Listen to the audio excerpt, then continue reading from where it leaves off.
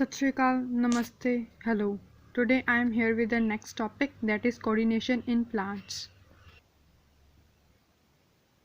Coordination in plants. Plants also respond to light, gravity, water, touch, chemicals. They either respond by growth or without growth. The movements which are affected by growth or by and these growth phenomena are affected by the action of plant hormones. These plant hormones are called as phytohormones, and hence these possesses chemical reactions.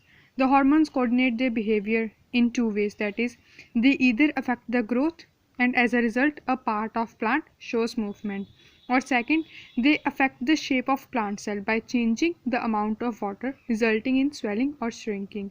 If we soak anything in water, it will swell up, and this shows that the cells in the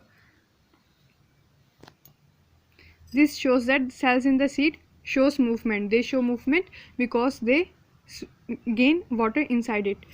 And when the plant shows growth, there is a hormone, that is auxin. This hormone helps in growth of the plant, and the plant shows growth or movement. The plant responds to various stimulus very slowly by revealing growth.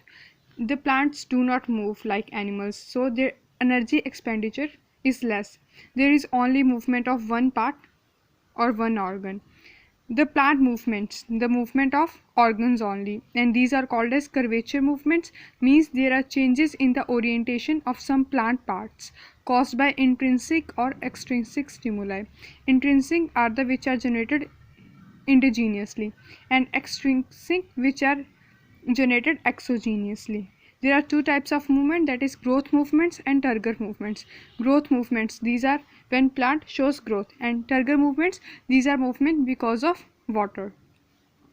The movements can further be categorized into spontaneous movement or induced movement. Spontaneous movements are when the plant part shows immediate response, and induced which are induced by anything, for example induced by chemicals, induced by light. Plant parts shows directional movement. These directional movements are called as tropic movements. The tropic movements are directional movements. There may be orientation of specific part of plant revealing growth in response to the external stimuli. These movements are called as tropic movements.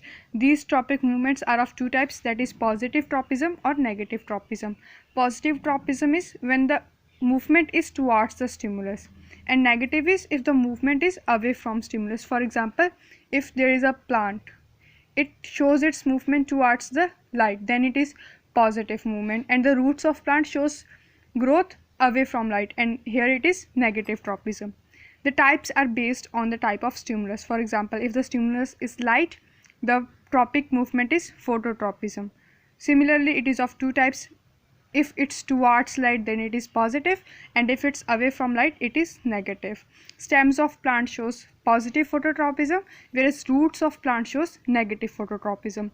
Similarly, if the gravity is stimulus, the movement is geotropism. The roots of plant moves towards the earth, and they shows positive geotropism, and stem of plant is away from the earth, and it shows negative geotropism. Next, we have water. If the water is a stimulus, then the movement is hydrotropism. Similarly, it is maybe positive or negative. Positive if it's towards water, that is shown by roots, and negative if it's away from water. The bending of roots towards water, it is positive hydrotropism. If the stimulus is an chemical, then the tropism is chemotropism. It is positive or negative. For example, the growth of pollen tube towards the ovary.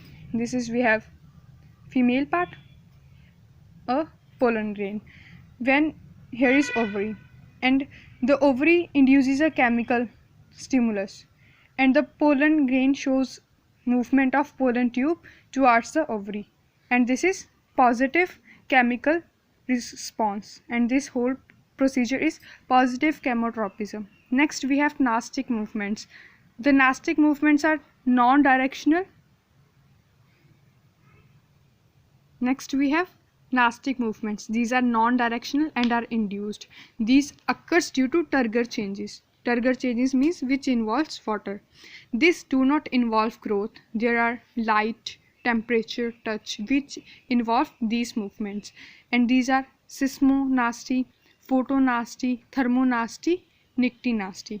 Broad categories are nyctinasty and seismonasty. Seismonasty is also called as thigmonasty because this is a response towards touch, shown mainly by touch me not. Touch me not is a plant which has this type of leaves.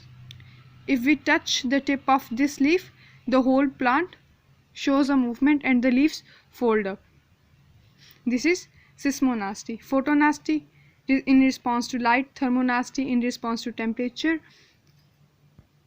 Nyctinastic movement. These are the diurnal variations in the position of flowers and leaves of plants in day and night are called sleep movements. Whenever the plant, flowers or leaves shows movement in response to day or night, these are called as sleep movements. For example, in night several leaves fold up, in night several flowers do not blossom, but during day the flowers blossom. These all are nyctinastic movements. The nyctinastic movements are further of two types. These are photonastic movements and thermonastic movements. Photonastic movements, these are caused by light stimulus. For example, a dandelion flower which opens in bright light and closes in the evening whenever light fades. And thermonastic, these are caused by change in temperature of the surrounding. For example, flowers and leaves of plants show maximum movement during high temperature. Then night.